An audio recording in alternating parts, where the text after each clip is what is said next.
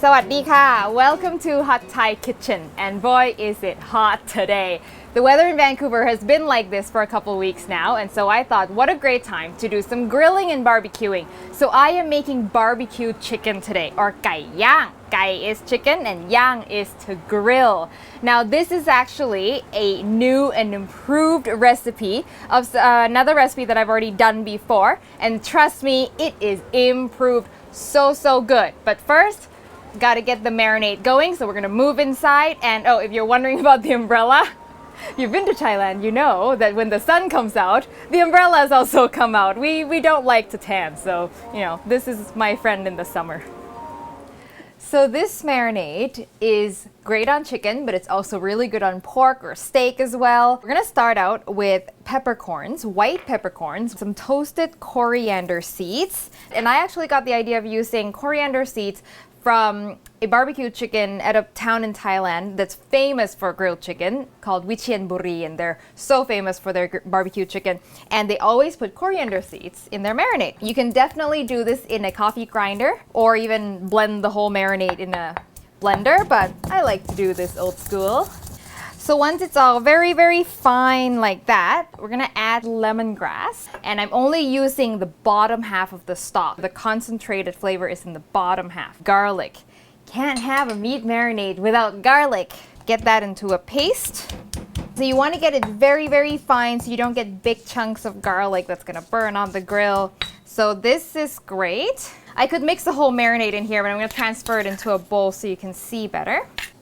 Ooh, that smells good. I have got soy sauce and fish sauce. Of course, this is Thai food. I'm also gonna add dark soy sauce, or black soy sauce, I should say. And it's not very salty. It's got lots of deep, rich molasses flavor in it. But really, what I'm looking for from this is just some added color. As you can see, the marinade is looking very dark and delicious. It's a little bit of oil, just to help moisten the chicken when it's on the grill. Some water. Really, what I'm making is half brine, half marinade. And a lot of that water is gonna be absorbed into the chicken, resulting in very moist and juicy chicken. Now, I also need some sugar, some sweetness to balance all this out.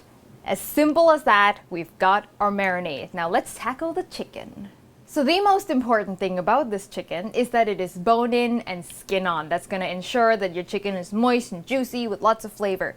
I am using bone-in, skin-on chicken breast and 2 hindquarters. So pretty much it's almost a chicken minus the wings. So I'm going to break this into individual pieces with the thighs. If you've got lots of skin flaps, I like to trim that off. When you put it on the grill, it'll sort of hang into the grates and cause flare-ups. Now, breasts. You want to first make a little incision. There's a little cartilage right there. Push and it will open. This is a keel bone cut on one side of this keel bone, and so one breast will have no keel bone, the other will.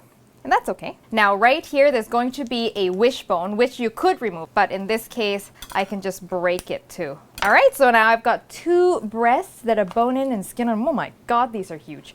Alright, be careful of the rib bones because sometimes they're very sharp and they can puncture the bag and it can leak. Put it in another casserole dish or something so you don't end up with chicken marinade all over your fridge.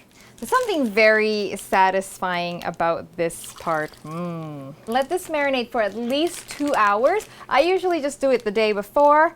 And now let's make the ultimate Thai dipping sauce to go with barbecued chicken, or in fact barbecued anything. So what I'm about to make is something called nam tim dao, and nam tim means dipping sauce, and dao, I don't really know what it means, but it's the name of this dipping sauce. It's our go-to dip for barbecued meats. I've got some tamarind, the main source of acidity. It's nice and thick, so it'll give sort of body to the dipping sauce. And then some salty fish sauce, of course. A little bit of sweetness, because the chicken will be primarily salty, so this should be sour and sweet to balance that out. Now stir this sugar.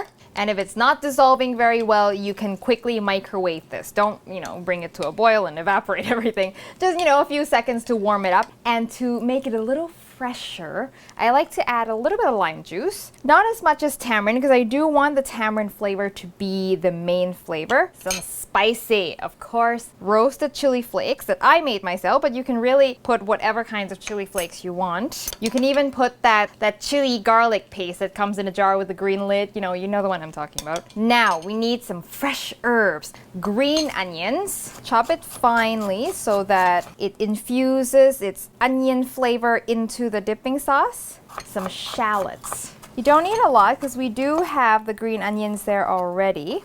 Now some cilantro. You add it and it just sort of bursts with freshness as soon as you hit it with cilantro. Now you don't want to add this in advance because it will wilt.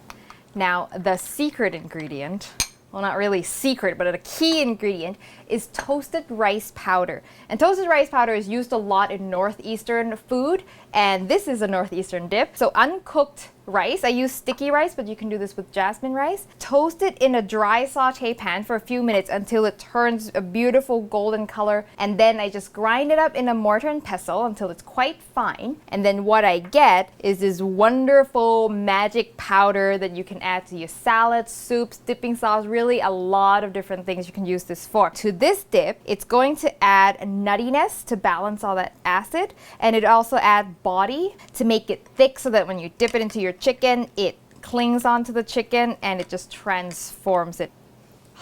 Smells so good. All right, ready to go. Now time to grill the chicken. So I've got my grill preheated at about medium heat. Okay, for this, because the chicken pieces, especially with bone in, will take quite a while to grill.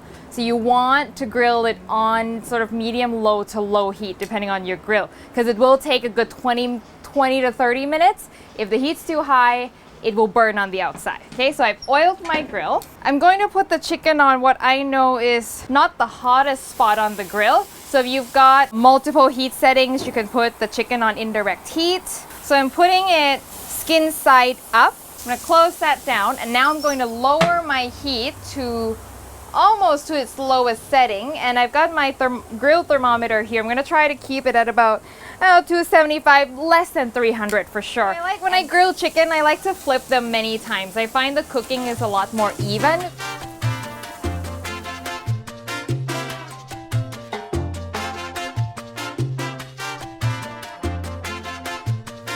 All right, these are done.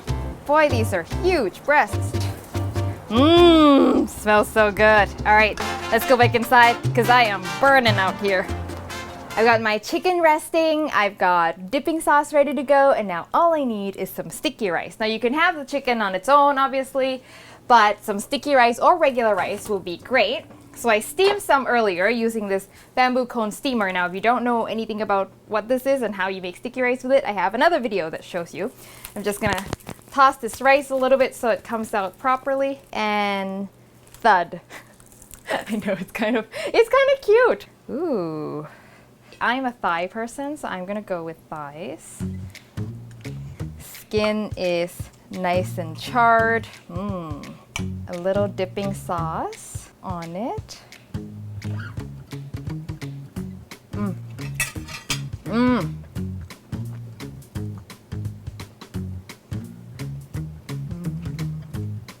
I have no words to describe how good this is. I mean, this tastes like Thailand to me. All the flavors, salty, sour, spicy, the fresh herbs, the chewiness of the sticky rice. Oh my God. It's summertime, barbecue season is coming, and if it's not barbecue season where you live, make it anyway. You can even bake this in the oven and it'll still be good. So I hope you give this a try. It is so good, trust me. And the recipe, as always, is on hotthaiKitchen.com. And when you make it, send me a photo, Facebook, Twitter, or Instagram. And I will see you next time for your next delicious Thai meal. Chicken in the sun.